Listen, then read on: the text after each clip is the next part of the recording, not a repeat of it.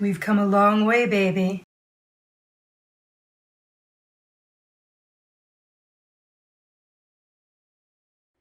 Welcome to Lucia's Vegan Lifestyle, your show for compassionate living without sacrifice. On this episode of Lucia's Vegan Lifestyle, we're celebrating my birthday.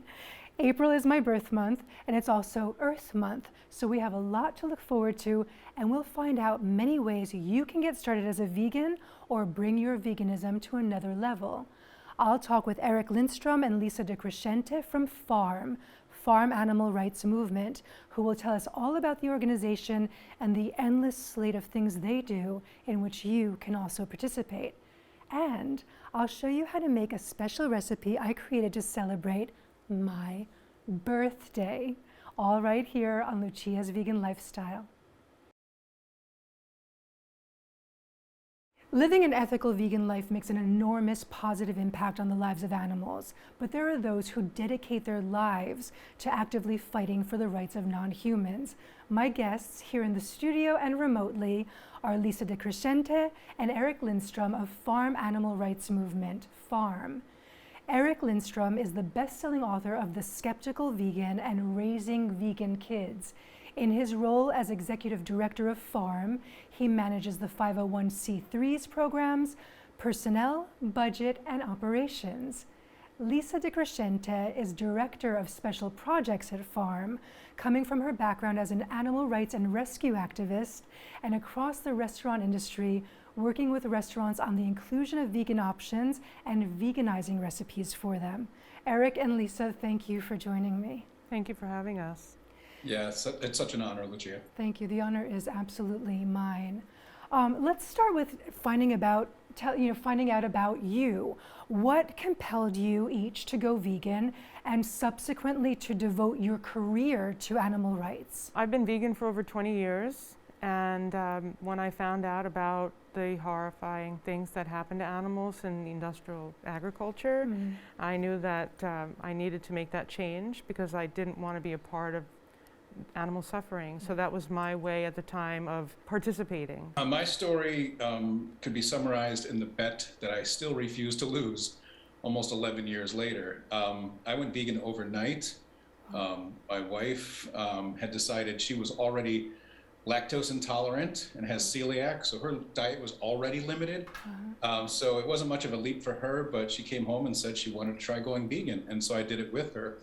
And we did it based on Colleen Petrick-Goudreau's 30-day vegan challenge. And after the 30 days that we both survived veganism, we turned it into a bet. And so, like I said, it's a bet I refuse to lose.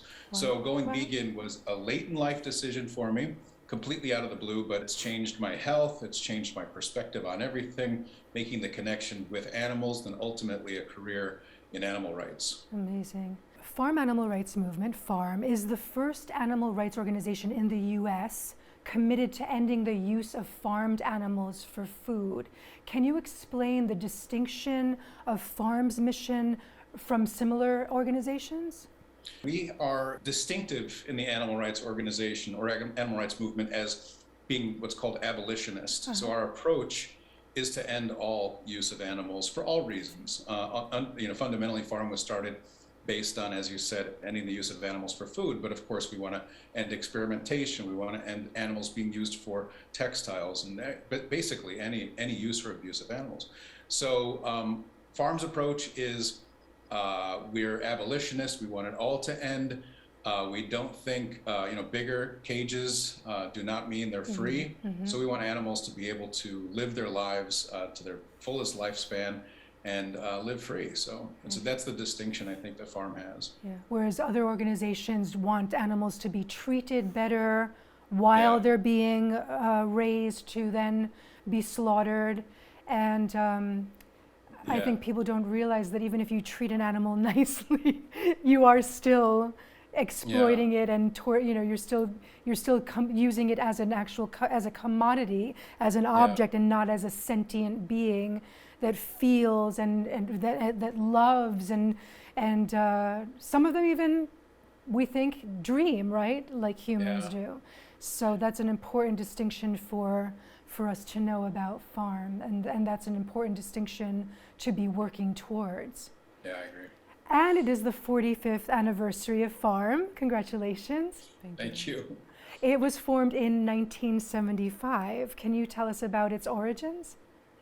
Yeah, well, F.A.R.M was started, co-founded by Alex Hershaft, who is still the president of F.A.R.M some 45, 46 years later. Alex had this idea or had this inspiration from his own personal life experiences, having witnessed and survived the Holocaust, being a man whose family was held in the Warsaw Ghetto, and what he had witnessed over there, he saw here in the U.S. in the slaughterhouses and realized they had to end, that we could no longer use animals for food. And so, you know, all those years ago, a lot of the programs, in fact, that we could talk about today were started back in the late 70s and early 80s, and they still today not only are maintained, but they're improved upon and growing and expanding our mission.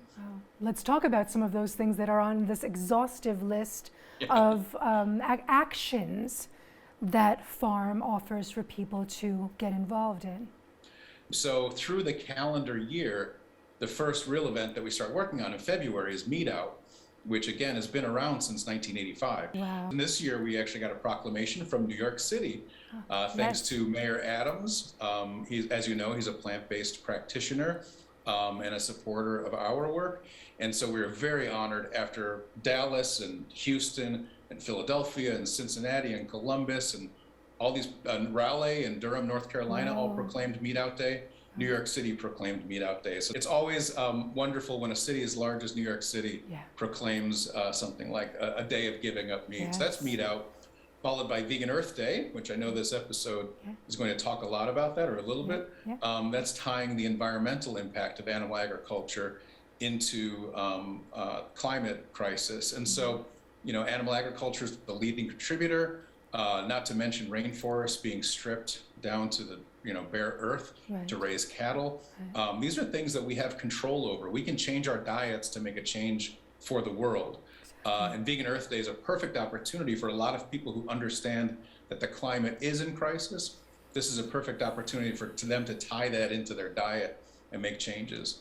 So that's April 22nd, Friday, April 22nd. That's 2 days after my birthday. Yay! Wait, my birthday's tomorrow. So, yeah. So we have, and yours was April 2nd, right, Lisa? That's right. And Bernadette's was in March. So you're the Meat Out baby, Bernie, and we're all the Earth. We are all the Earth Month babies. Birthday, I love birthday. Yeah. So we have a demonstration we're going to take part in Washington, D.C. for Earth Day. We, of course, have a website where we offer resources, actions, recipes, things where, again, people can tie in what they're doing in April to both save the planet as well as potentially, hopefully, save animals. And then this year, we would normally get a break in June, but we're hosting a huge event, which Lisa, I'm sure, would love to tell you about, Planet Bethesda, which will be our return of in-person events happening in Bethesda, Maryland on June 5th for World Environment Day. Planet Bethesda is going to be an incredible food, fun, music festival. We're so excited. We have over a dozen restaurants coming out and bringing their most creative, delicious festival food, but it's all plant-based. Amazing. Burgers, chicken nuggets, paella, sliders, chili, I mean, you name it, we're going to have it. And we're really excited. We are actually asking the community to come out, not only vegans, but non-vegans. Come out, spend the day with us, enjoy the food. And you know what? There's no deprivation, but it's all plant-based. No animals suffered in the making of it. You know, the tagline of Lucia's Vegan Lifestyle is compassionate living without sacrifice. There you go. Because I want it to reach everyone. Like, if you have, let's say, an ultra high-end lifestyle, you don't have to quote unquote sacrifice that. You can do it all vegan. If you're someone who lives on food stamps, right? You don't have to sacrifice your wallet because you can be vegan on using your EBT card or using the resources that you have around you. So that you're mentioning that people don't have to feel like they're sacrificing when they're not sacrificing the lives of animals is such an important point. Absolutely. Yeah. I think that, you know, as Lisa was saying with this Planet Bethesda event, she's tailored it in such a way that you can come to the event and you can eat so much food, so much incredible food without ever having to be told that it's plant-based. You're just going to enjoy the food. And then as it turns out, there'll be presentations by F.A.R.M, of course, presentations by PCRM, the Physicians Committee for Responsible Medicine, as well as an organization called Sustainable Earth Eating.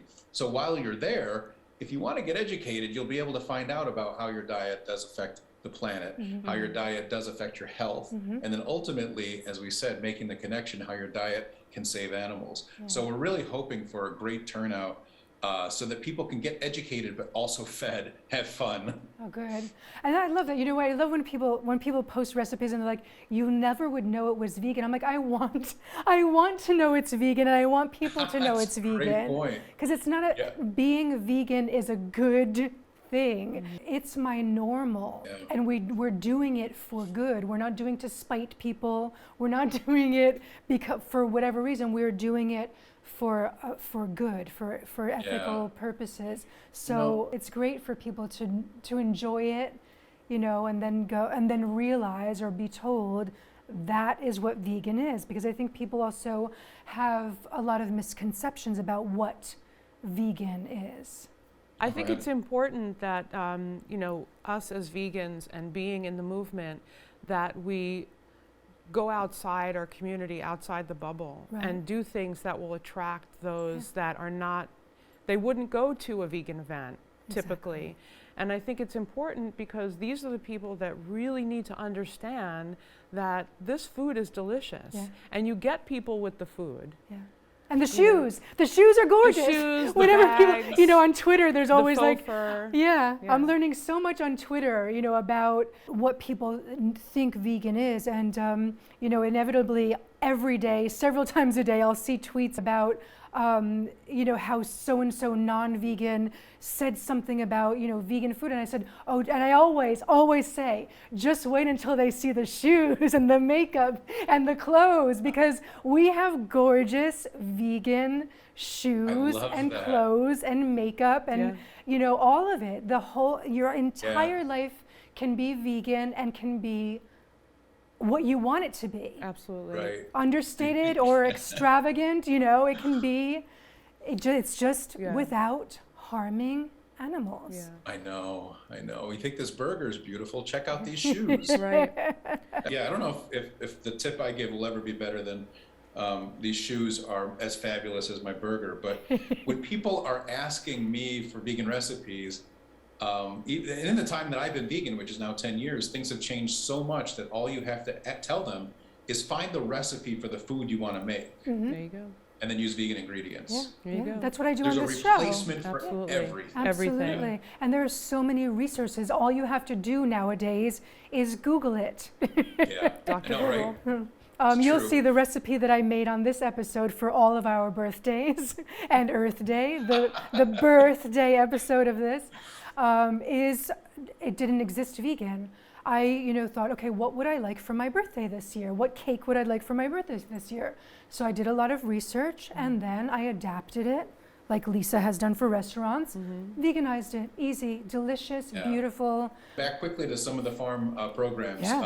World Day for Farmed Animals has happened every October 2nd since 1983. It's celebrated and recognized worldwide, partly because of the Fast Against Slaughter on October 2nd. Some individuals choose to fast. And meanwhile, this is the recognized day where we stop to consider our food choices and stop to think of the millions and billions of farmed animals each year that are unnecessarily killed for food. And so again, that's October 2nd. And this year we're hoping to do a demonstration at the World Dairy Expo, which starts on October 2nd. Oh, great. And tie that into our ditchdairy.com website. And finally, kind of rounding out the year at F.A.R.M, we do Compassionate Holidays and Gentle Thanksgiving. So these have been around forever, where we celebrate all of the, we've expanded the scope of Compassionate Holidays to include, we start basically at Halloween, because that's in October, and a lot of parents struggle with how to have a compassionate and vegan Halloween, and then run that all the way through to New Year's Day. So that's our Compassionate Holidays window. Oh, that's great. And then we get talk a lot about our micro programs. I mean, Lisa's launched our Charm program, which is celebrating heroes in the animal rights movement. We have our change.org petition, encouraging the Food Network to have a 100% vegan cooking show hosted by Lucia. We have nearly 30,000 signatures on that right now, so it's nothing to balk at. We're getting recognized. We've sent letters to the Food Network headquarters. We launched a blog in January, thefarmbuzz.com, which is great sort of general help and information about veganism, about going vegan, about plant-based foods, etc. So there's a lot of these tentpole programs that have been around forever for F.A.R.M. And then we have these other side programs and micro programs. And then finally we have, Lisa, as the Director of Special Projects, is responsible for lining up what's now been, for the 2 years that I've been Executive Director of F.A.R.M, or a year and a half, have now been online events. So, we had a Beyond Investing event. We have a interconnected support group once a month. We had Emma Hurst, Australian Parliament member, as part of one of our broadcasts. Since we've started the virtual events, we've done, like he said, so many different types of events, things that people wouldn't even think of.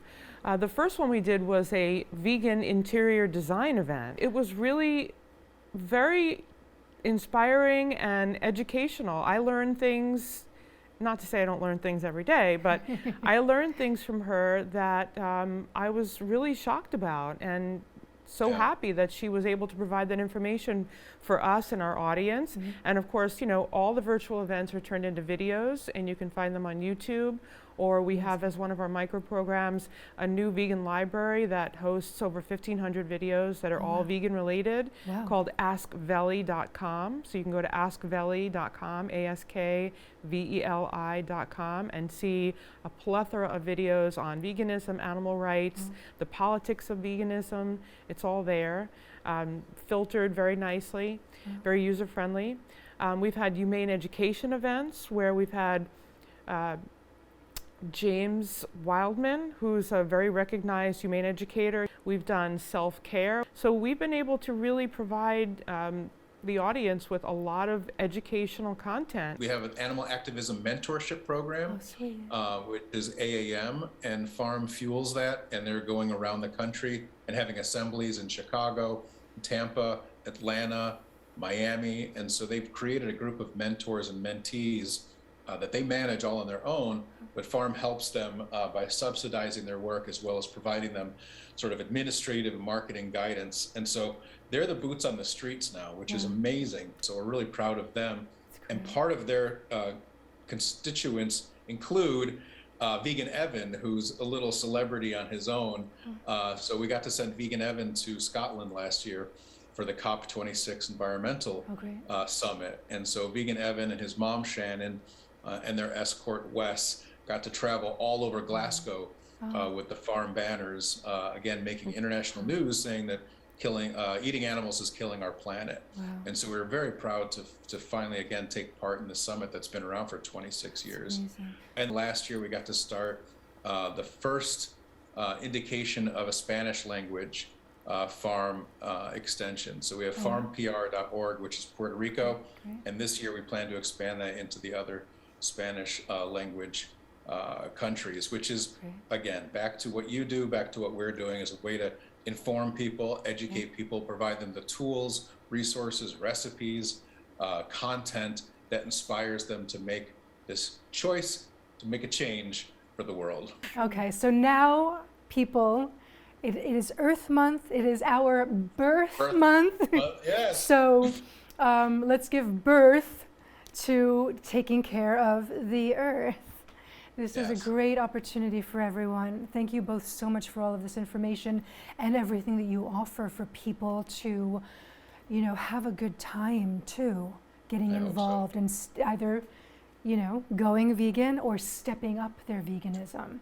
In their vegan shoes. Yes. So I was gonna lift a leg up to show my vegan shoes. Lisa's got these great. We can't see your shoes, Eric, but you described them to us. They sound great. It sounds like something I would want to put on after leaving this studio. Yes, big rubber tires. Let's close with one final personal question. We've talked about, you know, animals on your plate and getting them off your plate. We talked about vegan shoes. So I'm going to ask you both, Lisa first. What is your favorite vegan non-food item? It would have to be my fabulous full-length faux fur coat. I get a lot of compliments, and it's just a fabulous coat. It's the warmest coat I have, and it's my favorite thing. Oh, I would need to see this. And tell our viewers briefly why no fur.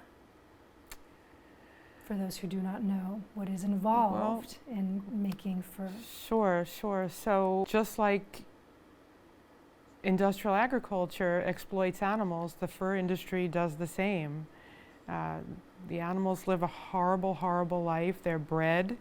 They live in cages.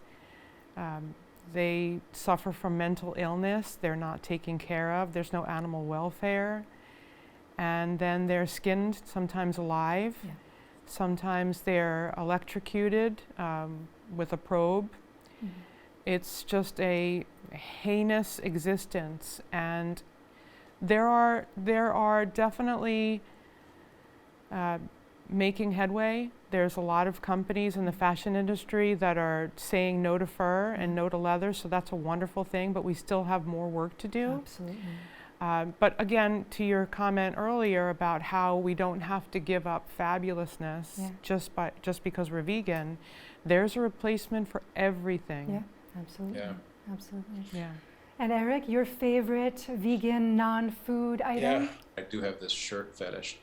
Although most of my shirts are black or gray, I kind of like fall in love with shirts and buy them because I just love the way they hang or the way they look. And so I went from, you know, buying silk shirts, which I will no longer buy, of course, to buying, you know, cotton and even some cotton poly blends. But I love that, you know, as you shop, you're looking for those cruelty-free options in everything you do. And so the one thing I was going to mention after you sort of sent us those questions is I also love, which is going to sound really weird, but my deodorant, which is cruelty-free. Oh yes, tell me about deodorant, because that is always such a hard thing for, go ahead. It's a native brand, and so they have the most incredible selection of scents that, I mean, appeal to me in such a way that I really want to just keep putting deodorant on. Like two of the best smells in the world are vanilla and coconut. Ooh, and they have one that's called vanilla coconut. Yum. And the one now is mint and bergamot, which I had to look up what bergamot was. Bergamot is from my parents' birth region, from Calabria. Oh, there you go. Smells amazing under my arms. But, you know, so Native, it turns out, Native makes other products, other, you know, toiletries, but Native had a line of probably 10 different, you know, fragrances for their deodorants. And I've now tried, I think, probably 8 out of 10. And every one of them is just like the perfect combination of scents. So I highly recommend checking out Native cruelty-free product. You know, that's something else that people, you know, we talked a lot about fashion, but there are other places in your home where you need to look for that, you know, little bunny logo, and to look for ways that you're making sure that you're not contributing to animal testing in the products that you use in your bathroom and elsewhere. So I really like my Native deodorant and my fancy black shirts. Good. Oh, good. Oh, I'm looking forward to looking into that. And the shirt you're wearing right now is very, very nice, by the way. Very nice. Thank you. Eric and Lisa, thank you again so much. Thank you. Happy birthday and happy Vegan Earth Month. Now, join me in my kitchen for a Lucia's Vegan Lifestyle birthday recipe. Let's make vegan, gluten-free, honey chamomile olive oil cake with honeyed strawberries and honey lemon ricotta cream. Here's how. You will need 2 cups 1-to-1 gluten-free flour blend, ½ cup almond flour, 2/3 cup olive oil, 1 cup lemon juice, 3 tablespoons lemon zest, 1/3 cup plant milk, 6 bags chamomile tea, 1½ teaspoon almond extract, 3/4 cup vegan sugar, 2 tablespoons baking powder and a ½ teaspoon baking soda, 1 teaspoon apple cider vinegar, 1/4 teaspoon salt, 2/3 cup vegan honey, 2 cups vegan ricotta cheese, and 2 cups sliced fresh strawberries. Preheat oven to 350. Pour the plant milk into a pan and gently warm through without letting it boil. Remove from heat. Add 4 chamomile bags and let steep for 10 minutes to infuse. In a bowl, whisk together the olive oil,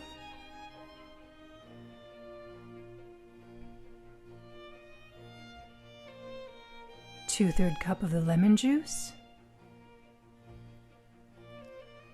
vinegar, almond extract,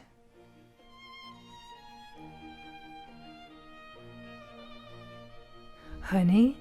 I'm using the strawberry chamomile honey you'll see in the next steps, which you can make beforehand,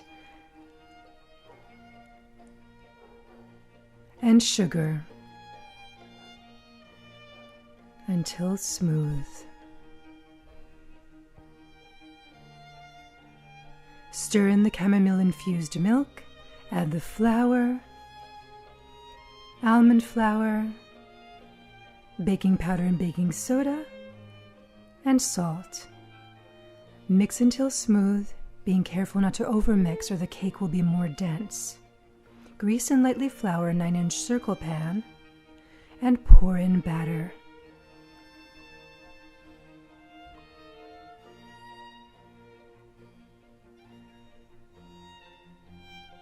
Spread evenly and bake for 40 to 45 minutes or until golden brown. Meanwhile, make the strawberries. Bring the honey to a low boil in a small saucepan, simmer 1 minute, and remove from heat. Add the tea bags, cover and steep for 10 minutes. Remove the tea bags and add the strawberries.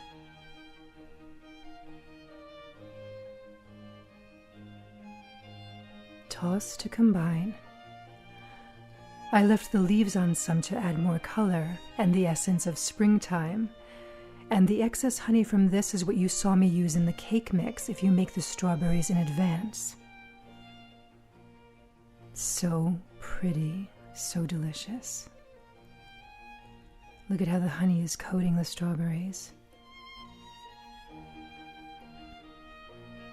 Gorgeous, so vibrant. It's going to look beautiful in the cake.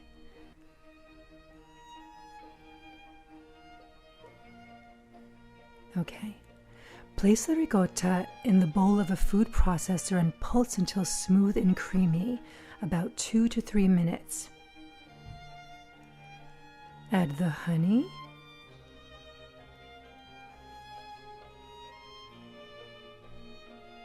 and pulse to combine.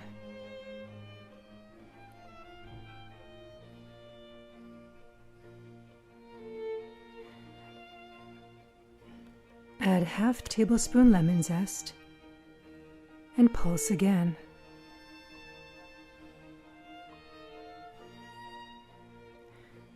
Stir in another ½ tablespoon lemon zest and combine well, stirring until it's fully mixed in. This will look very pretty in the final design. Once you've combined it, taste the cream and add more honey if you prefer it sweeter. This sweetness is perfect for my taste.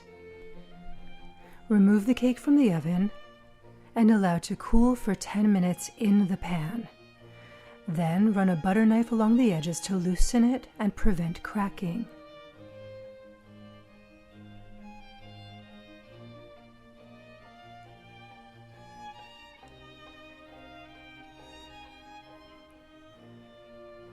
Then carefully flip over onto a plate to cool fully.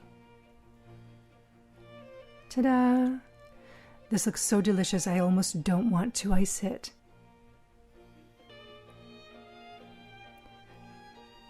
ice with the ricotta cream. This makes a lot, so you can ice it generously or save some cream to dollop on individual servings. You see the pretty speckles of lemon zest? Gorgeous. Top with honeyed strawberries, arranging them according to whatever seems pleasing to you.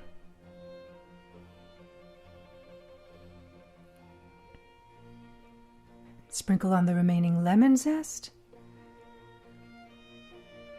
and decorate with edible flowers.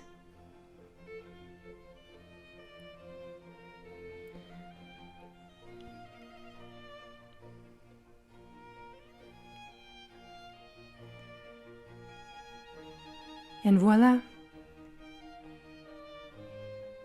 Slice.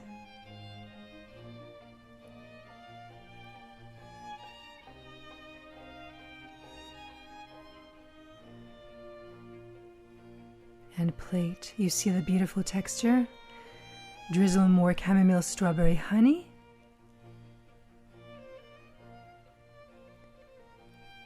And enjoy.